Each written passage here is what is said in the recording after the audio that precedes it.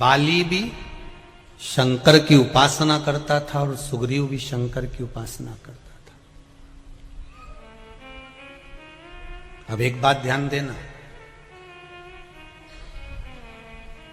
बाली का जब विवाह हुआ, पत्नी का नाम था तारा। क्या नाम था? तारा। कहां से प्रकट हुई थी है? जो देवता और राक्षसों ने मिलकर मंथन करा था, उस मंथन में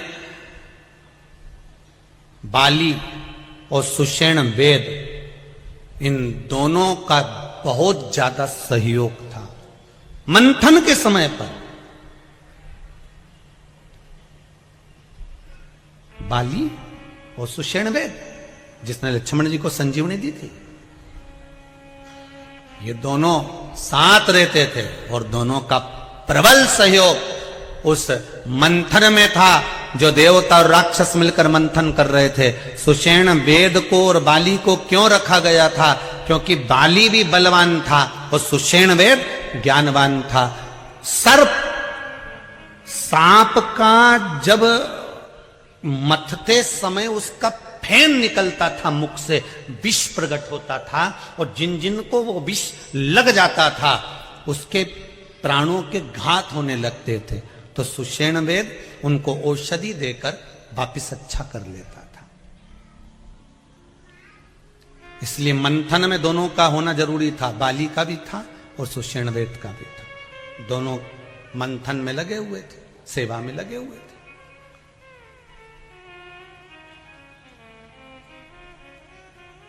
कथा कोई भी कराए, मंथन कोई भी कर रहा हो, पर सेवा मूल है। कथा कोई भी कराए, सेवा मूल है। कि आप क्या सेवा में लगे हुए हैं? कोई व्यवस्था संभालने में लगा है, कोई बैठने की व्यवस्था करने में लगा है, कोई फलहार व्यवस्था में लगा हुआ है, कोई स्वल्पाहार व्यवस्था में लगा। तो ये सेवा मूल है अपनी जगह पर। मंथन करने वाले मंथन कर रहे हैं, पर बाली और सुषेण वेद ये दोनों सेवा में लगे हुए थे। मंथन करते करते 14 रत्न प्राप्त हुए। उस 14 रत्न में एक अप्सरा भी निकली।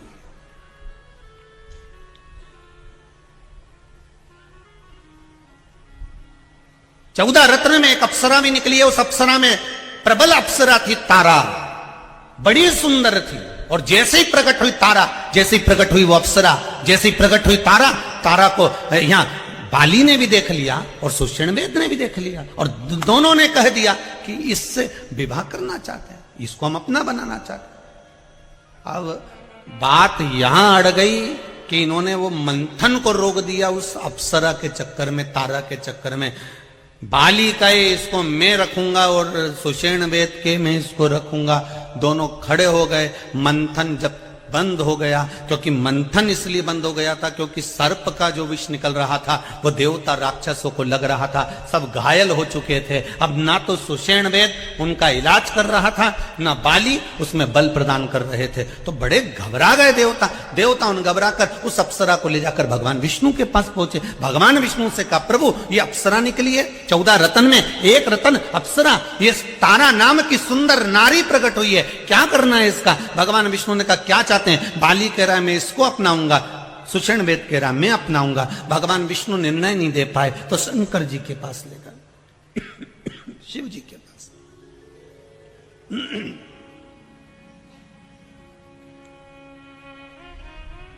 भगवान शिव के पास ले गए। शंकर भगवान तो बैठे थे अलमस्त में। पूछा क्या बात है? भगवान विष्णु बोले, प्रभु आपके पास आए हैं। क्यों? फिर देख लीजिए कितनी सुंदर बात लिखी है शिव महापुराण के अंतर्गत। मनुष्य तो मनुष्य, देवता भी जब चक्कर में पड़ जाते थे, कोई निर्णय तक नहीं पहुंच पाते थे, तब देव अधिदेव महादेव को याद करते थे कि शंकर हमें निर्णय तक पहुंचाए, हमें निर्णय तक पहुंचाए।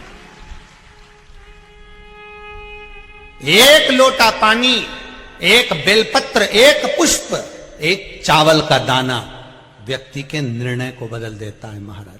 उसका क्या भाव था, वो क्या उसकी किस्मत में कितना दुख लिखा हुआ था, उस दुख को केवल उसका एक लोटा पानी उसको सुख की ओर ले जाता है। एक लोटा जल।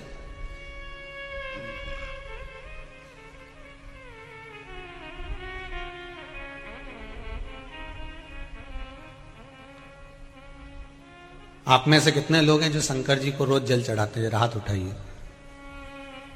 बहुत बढ़िया, रख लो, वापिस रख लो, बहुत बढ़िया। हर हर महादेव, धन्यवाद बहुत बहुत। और आप तो चढ़ाओ, साथ में अपनी अड़ोसन पड़ोसन और पीछे वाली धड़ोसन, इनको भी कहो कि एक लोटा पानी शिव को चढ़ाने में कुछ घटता नहीं है। 3 दोष मिट जाते हैं। पहला वास्तु, दूसरा पितृ, तीसरा कालसर्प दोष। ये 3 दोष शंकर जी पर एक लोटा पानी चढ़ाने से मिट जाते हैं। पानी मंदिर का नहीं, पानी अपने घर का लेकर जाओ। मंदिर का अगर पानी लिया है 1 लोटा तो 1 रुपया दान पेटी में चढ़ाओ, 2 रुपया चढ़ाओ। पर अगर मंदिर का लोटा ले रहे हो, मंदिर का पानी ले रहे हो, मंदिर की बाल्टी ले रहे हो, तो हमें फ्री में पानी नहीं चढ़ाना, हमें 1 रुपया 2 रुपया दान पेटी में डालना है, ब्राह्मण देवता के हाथ में देना है। गुरुजी हमने आपकी बाल्टी ली, गुरुजी हमने ये लोटा लिया, गुरुजी हमने पानी लिया, ये ब्राह्मण देवता, ये आपका बाल्टी का, पानी का, लाइट का जो खर्चा हुआ होगा पानी भरने में, ये उसका, ये आपने जो परिश्रम करा बाल्टी भर कर रखी गुरुदेव, ये उसका। आप ब्राह्मण देवता को 2 रुपया 5 रुपया जो भी है, 1 रुपया 2 रुपया जो दान पेटी में है, अगर मंदिर का पानी प्रयोग में ले रहे हो तो वहां पहले दो, उसके बाद प्रयोग में ले, उसके बाद में नहीं तो अपने घर से लेकर जाओ 1 लोटा पानी।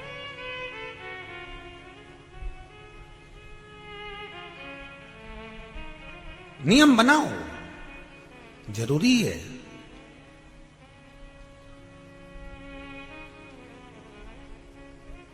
और अगर 1 लोटा पानी भी आप शंकर को नहीं चढ़ा सकते तो फिर निवेदन करूंगा, बहुत अगर दुखी हो, बहुत तकलीफ में हो, बहुत कष्ट में हो, नौकरी नहीं, सर्विस नहीं, काम नहीं, धंधा नहीं, व्यापार नहीं, व्यवसाय नहीं, अगर कुछ भी नहीं दे सकते तुम शंकर भगवान को, तो प्रसन्न होकर किसी भी शिव मंदिर में चले जाओ और शंकर जी के मंदिर में झाड़ू और पोछा करना प्रारंभ कर दे। 3 महीने में भाग्य चमका देगा।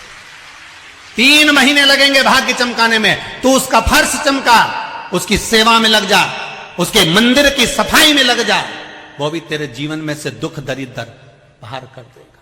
कर सेवा तू।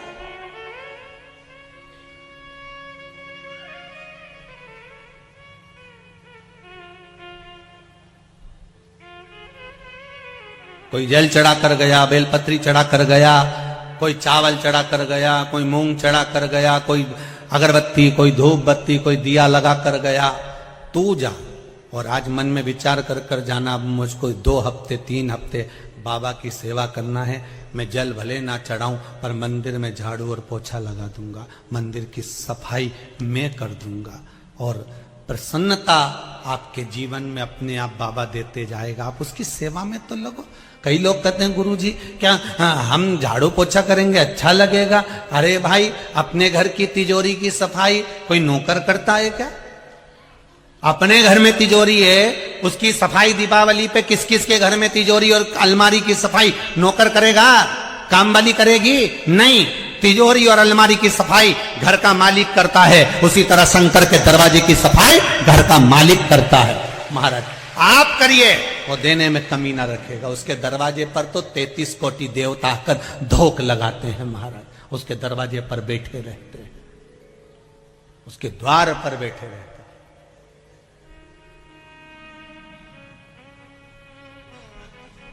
चले मेरे भगवान विष्णु भगवान शिव के पास में, भगवान शंकर से विनती करने जा रहे हैं, भोलेनाथ ये अप्सरा निकली है जिसका नाम तारा है, और ये अप्सरा इसको बाली भी मांग रहा है, इसको सुषेण वेद भी मांग रहा है। अब आप बताओ ये किसको दी जाए? शंकर भगवान के पास में भगवान विष्णु लेकर पहुंच गए। अब भगवान तो भक्तों का तो दुख झेलने के लिए भगवान बैठा है। भगवान का मतलब ही क्या कि अगर वो भक्तों का दुख ना झेले। हाँ, आप कई लोग कहते हैं महाराज जी हमारे जीवन में ये दुख है, हमने ये करा, हमने वो करा, दुख नहीं कट रहा। क्या बात है? हो सकता है दुख भारी हो, पर चिंता मत करना, उसके दरवाजे से कहीं मत जाना। दुनिया के लोग कहेंगे कि अब एक काम कर शंकर जी, अगर तेरा दुख नहीं काटा तो तू हमारे इसमें आ जा, तू ऐसा कर ले, तू वैसा कर ले, भटकना मती, एक ही दरवाजे पर बैठे रहना, एक 10 खड्डे खोदने में पानी नहीं निकलेगा, एक बोरिंग ऐसा गहरा करवा दो कि पानी निकल के माने, तब तक बंद मत करो मोटर को, निकल 100 फीट 200 फीट 300 फीट 350 400 कहीं तो निकलेगा, एक ही जगह खोदो ना। अब 150 फीट यहां खोद दिया, 250 फीट वहां खोद दिया, कितना हो गया जम के बोलो? 350। अब 350 तो 2 जगह खोदा, उसमें कुछ नहीं निकला, इससे तो 350 एक ही जगह खोद देता, पानी निकल कर सामने आता। एक बार एक को पकड़कर भक्ति में डूब जाओ, भक्त के दुख हरने का काम मेरा देवादिदेव महादेव करता है, वो दुख हर लेगा, हरेगा दुख शंभु वे।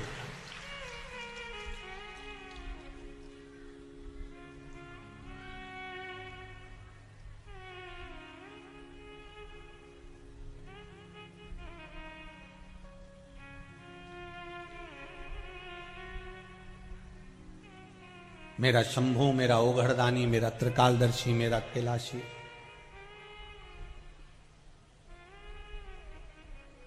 वो क्यों ना हारेगा?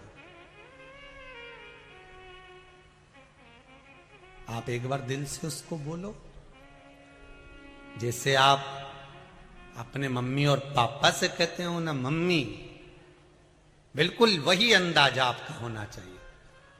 प्रार्थना कभी सुनी सुनाई मत करना, प्रार्थना कभी सुनी सुनाई मत करना, विनती कभी सुनी सुनाई मत करना।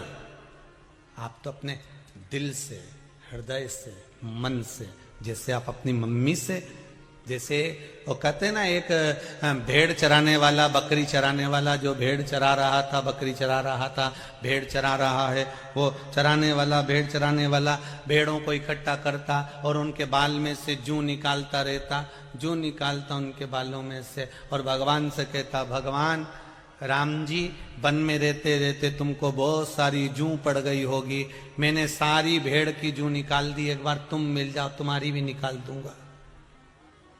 इतने में तो वहीं से एक संत निकल कर जा रहे थे। संत ने कहा, अरे मूर्ख हो गया, पागल हो गया, बावरा हो गया, राम जी को कोई जूं होती है? आज के बाद ऐसा बोला है तो सोच लेना। उसने बोलना बंद कर दिया। सीता जी ने राम जी से कहा, प्रभु एक भक्त रोज तुम्हारी स्तुति करता था, शाम के समय पर बकरियां लेकर बैठता, भेड़ लेकर बैठता, रोज स्तुति करता, स्वामी वो उसने स्तुति करना बंद कर दिया। राम जी बोले, सीता तुझे अच्छा लगता था? हाँ प्रभु, मुझे बहुत अच्छा लगता था। फिर वो स्तुति नहीं कर रहा, क्यों? कोई संत ने मना कर दिया।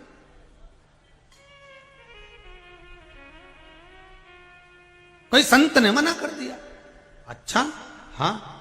राम जी ने हनुमान जी को बोला, हनुमान इधर आओ, जरा पृथ्वी पे जाओ, पता करके आओ कि कौन से संत ने मना करा है वो स्तुति करने का। हनुमान जी गए तो एक संत को जाकर कहा, क्यों तुमने स्तुति करने का बंद करा? तो क्या कोई वो स्तुति थोड़ी ना करता था, वो तो कहता था, राम जी जैसे मेरे बकरी के, मेरे भेड़ के जूं पड़ गई, मैंने निकाल दिया, ऐसे तुम्हारी निकाल दूंगा, तुम मिल जाओ। मैंने ये कहने से मना करा।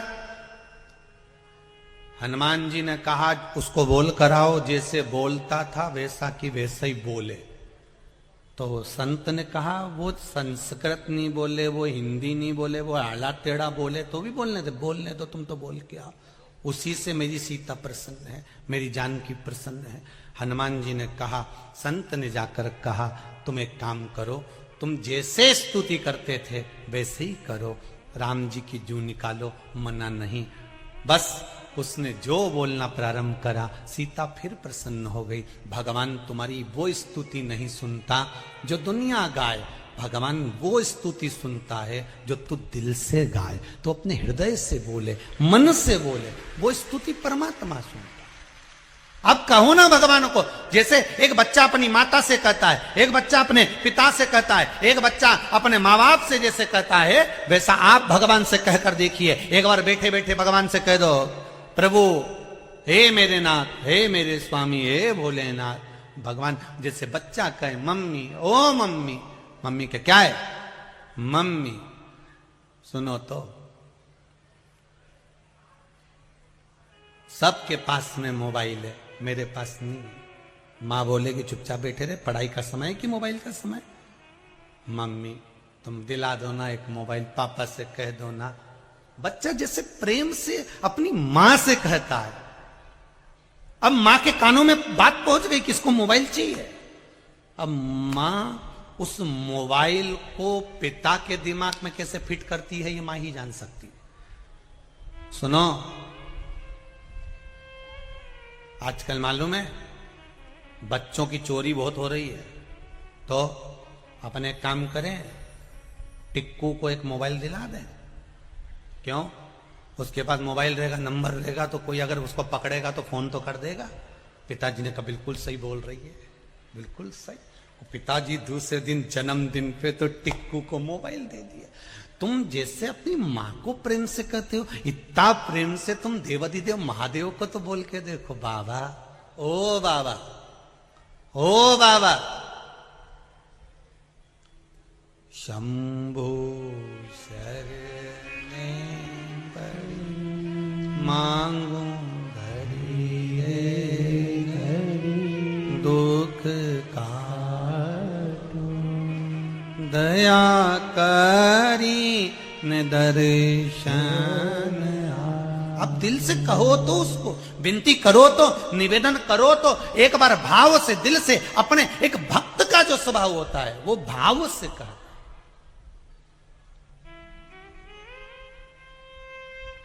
दिल से कहो।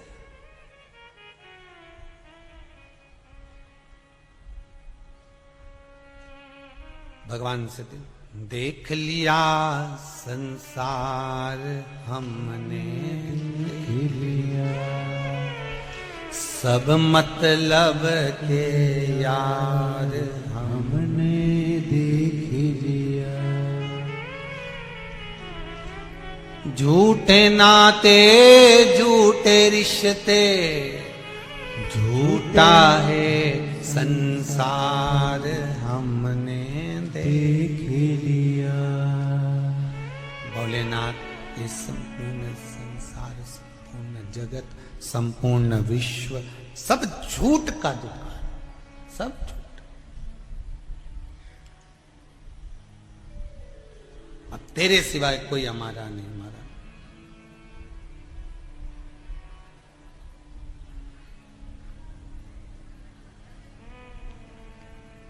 कौन? शिव की शरण में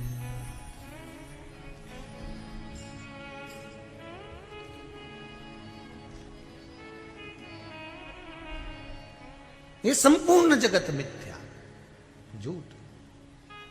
दिया गया था कि इनका विवाद सुलझे तब मंथन हो।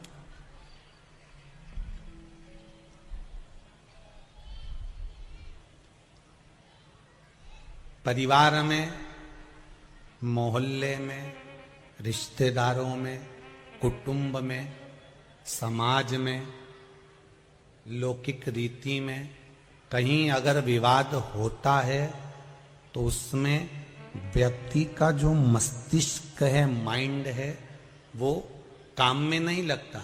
फिर उसका माइंड फालतू चीजों में लगना प्रारंभ हो जाता। प्रयास करा करो अपनी जिंदगी में कि हमें किसी से झगड़ा नहीं करना, हमें किसी को अपशब्द नहीं कहना। कोई अगर आप पर उंगली भी उठाए, उठाने दो, ये एक उंगली उस आपकी ओर आएगी तो 3 उंगली उसकी ओर जाएगी। बोले बोलने दो। क्या होगा इससे? विवाद होगा तो आपका दिमाग फिर कमाई में नहीं लगेगा, भजन में नहीं लगेगा, स्मरण में नहीं लगेगा, काम में नहीं लगेगा। फिर ये दिमाग गलत जगह पर जाएगा। उसने कहीं मेरे लिए ऐसा तो नहीं कर दिया होगा, उसने कहीं मेरे को ऐसा तो नहीं बोल दिया होगा, कहीं मेरे लिए ऐसा तो नहीं कर रहा होगा। फिर दिमाग वहां चले गए। अब तुम कमाई में लगाओगे क्या मन को? भजन में लगाओगे क्या मन को? नहीं, तुम्हारा माइंड गया, दिमाग गया।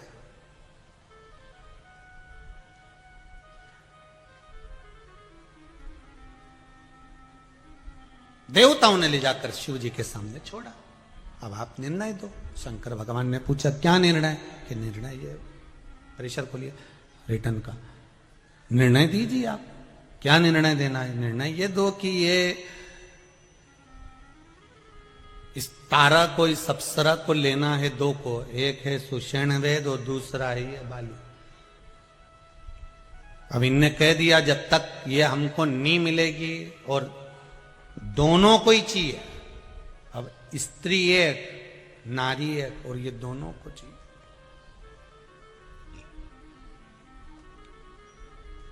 भगवान विष्णु कहते हैं मैं भी निर्णय नहीं दे पाया। अब ऐसा भारी निर्णय कौन देगा कि लेने वाले दो और दोनों ही बलवान। अगर बाली को नहीं दिया तो ये समुद्र मंथन रुक जाएगा।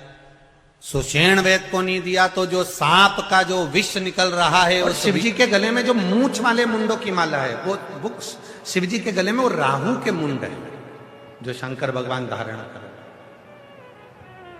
राहु के मुंड। तो जिसकी पहली शादी हो रही हो प्रसन्न वो हो। तुम खुद देखो, शादी में जितना दूल्हा प्रसन्न दिखता है,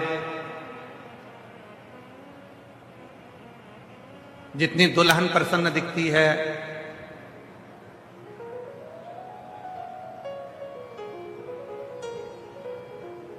उतना कोई प्रसन्न नहीं दिखता। क्योंकि सबको मालूम है विवाह होने के बाद में जो परिस्थिति का बोझा हमारे सिर पर आएगा, जो बोझ हमारे सिर पर आएगा, उसको हमको झेलना पड़ेगा। और प्रसन्नता किस चीज के लिए? समर, समता के भाव, उसमें कोई भेद नहीं है, समता का। और जिसने अपनी जिंदगी को समता में जीना प्रारंभ कर लिया, दुख आया कोई बात नहीं, इतने समय सुख तो होगा, कोई बात नहीं, अच्छा आएगा, समय बदलेगा, आएगा। कितना सुंदर कहा, अग्नि पुराण में वर्णन आता है, स्वयं अग्नि पुराण में वर्णन करते हैं, सूर्य नारायण भगवान अपनी धर्म पत्नी संध्या से कहते हैं, संध्या सुन, पृथ्वी पर जितने भी तीर्थ हैं ये भक्ति भी देंगे और शक्ति भी देंगे।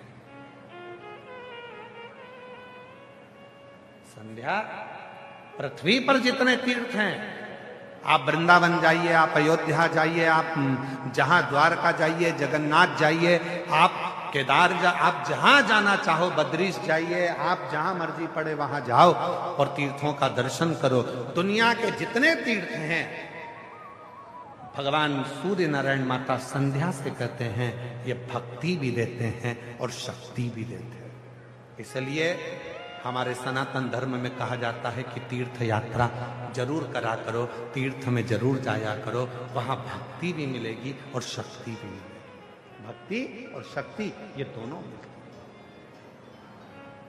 पर सूर्य नारायण भगवान ने माता संध्या से कहा, संध्या, दुनिया के जितने तीर्थ हैं ये भक्ति देते हैं, शक्ति देते हैं, पर दुनिया में शंकर भगवान के जितने ज्योतिर्लिंग हैं वो 12 ज्योतिर्लिंग दुनिया की तकदीर बदल देते हैं। ये 12 ज्योतिर्लिंग दुनिया की तकदीर बदलने वाले हैं। याद रखना, तीर्थ भक्ति देगा, शक्ति देगा, पर तुम्हारी तकदीर को बदलने की सामर्थ्यता यदि कहीं मिलेगी तो वो 12 ज्योतिर्लिंग में भगवान शंकर का जब तुम दर्शन करोगे। तो कितने ज्योतिर्लिंग हैं? जम के बोलो जरा, जम के। 12। महीने कितने हैं? 12। क्यों 12 ज्योतिर्लिंग 12 महीने के लिए बनाए गए? भगवान शंकर का ये चरित्र स्वयं सूर्य नारायण भगवान अग्नि पुराण के अंतर्गत वर्णन करते हैं। सूर्य नारायण भगवान का उपदेश देते हुए संध्या से कहते हैं, संध्या, ये 12 महीने के 12 ज्योतिर्लिंग बनाए गए हैं। तुम्हारा जो महीना बेकार चल रहा हो, जिस महीने में तुम टूट कर गिर चुके हो, उस महीने में एक ज्योतिर्लिंग में जाकर एक रात्रि का विश्राम कर कर, दर्शन कर कर, शिखर दर्शन कर कर अपने नक्षत्र को, अपने ग्रह को, अपने विचारों को बदल दो। ये 12 ज्योतिर्लिंग क्या करते हैं? भक्ति अपनी जगह, शक्ति अपनी जगह। ये 12 ज्योतिर्लिंग मनुष्य के समय को, मनुष्य की तकदीर को बदल कर रख देते हैं। अगर दुख है तो सुख का अनुभव वो करना प्रारंभ कर देता है, सुख का। और शिव महापुराण में एक बात कही, ये तो हो गई अग्नि पुराण की बात। शिव महापुराण के कुमार खंड में, शिव महापुराण के कुमार खंड में वर्णन करते हुए श्री वेद व्यास जी वर्णन करते हैं कि यदि संसार का मनुष्य 12 ज्योतिर्लिंग में दर्शन करने नहीं जा सकता तो अपने घर के नजदीक में जो शिवलिंग विराजमान है उस शिवलिंग पर जब वो जल चढ़ाना प्रारंभ करता है तो 12 ज्योतिर्लिंग के देव भी उसको स्वीकार कर कर उसका समय पलटना प्रारंभ कर देते, उसका समय। और इसके प्रमाण शिव महापुराण वर्णन करते हैं। एक पत्र है, अच्छा है, देखिए।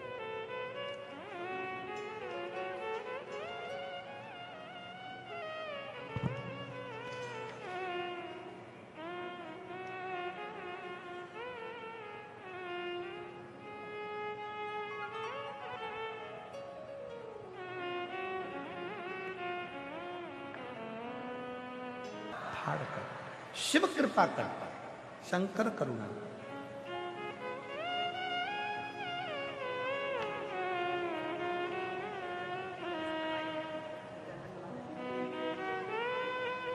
हमारा भी बोला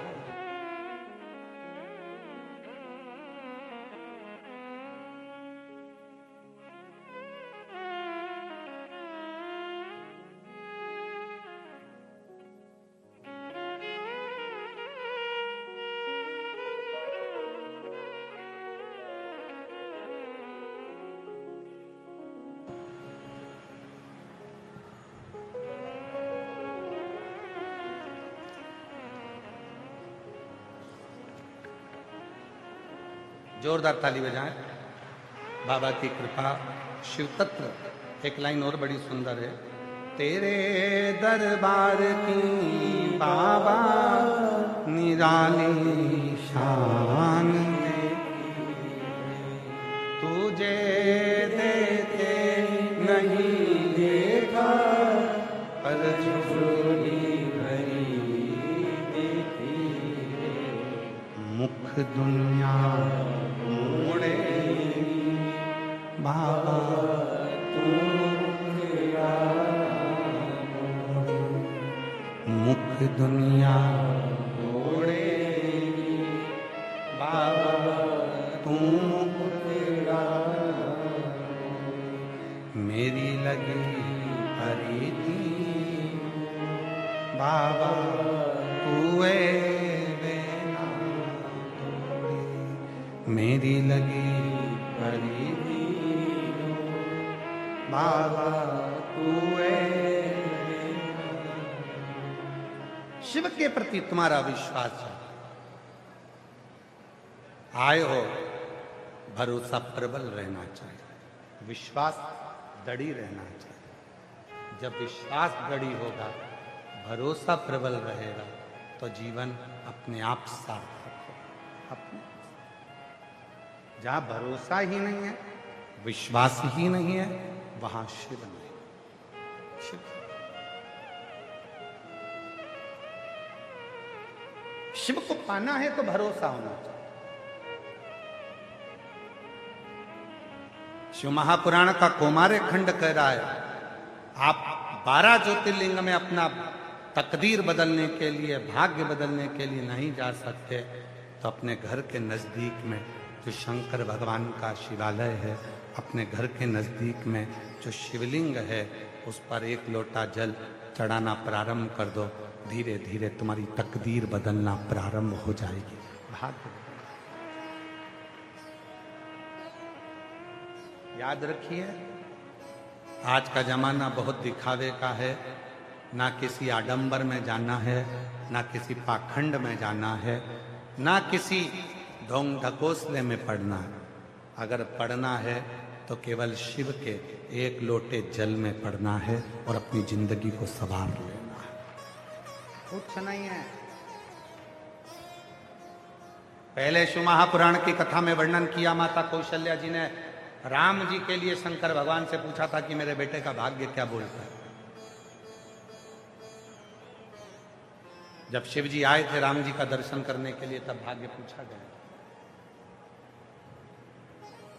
मेरे बेटे का भाग्य क्या बोलता है, किस्मत क्या बोलता है।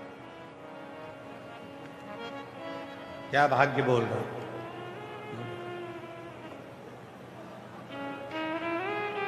बताइए।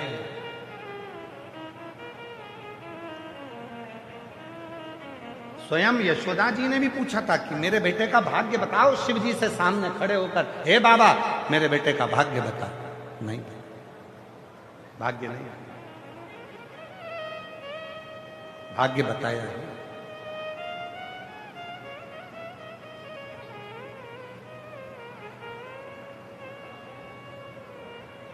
भाग्य नहीं, शिव जी ने मना कर दिया कि मैं किसी का भाग्य नहीं बताता।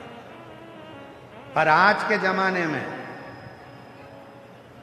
इस कली काल में, आज के समय की स्थिति यह हो गई कि दुनिया में इतने सारे भाग्य बताने वाले हो गए, इतने भाग्य बताने वाले हो गए, और दुनिया के लोग भी ऐसे हो गए जो उनके पास जाकर भाग्य पूछते हैं। शिव पुराण कहती है, जब स्वयं शंकर भगवान पहली बार प्रथम वैष्णव थे शिव, राम जी का दर्शन करने गए थे, कौशल्या जी ने कहा था मेरे बेटे राम का भाग्य बताओ। शिव जी ने कह दिया मैं भाग्य नहीं बताता। यशोदा जी ने कहा मेरे कृष्ण का भाग्य बताओ।